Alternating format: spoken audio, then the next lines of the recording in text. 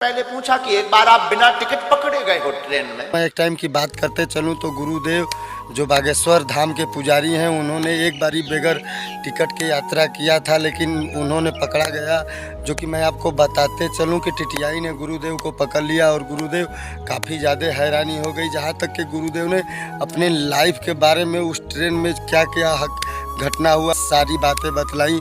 जो कि मैं आपको बताते चलूं कि गुरुदेव ने बोला कि मेरी मोबाइल चोरी हो गई, 1100 रुपया जो था वो भी चोरी हो गया। ऐसा है कि हमारी एक बार जेब कट गई मथुरा में। बाद में हमने किस ट्रेन में किस बोगी में चढ़ना है हमें डिसाइड करना नहीं आता था, लेकिन हमें बजरंगबली ने बताया कि हम A1 में चढ़ेंगे, जहां तक कि फर्स्ट AC था, और गुरुदेव ने वहीं पे चढ़ा और उसी में उन्होंने काफ़ी ज़्यादा मस्ती करते हुए उन्हें टीटी ने पकड़ लिया। जो कि मैं आपको बताते चलूं उसी टाइम टीटी से भेंट हुआ, जिसका नाम गुरुदेव ने काफ़ी अच्छा बताया। और तुम्हारा नाम अमर सिंह?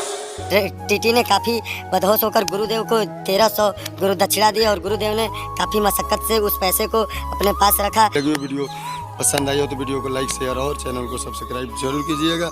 जय हो बागेश्वर धाम की, जय हो दंदरहुआ वाले सरकार की।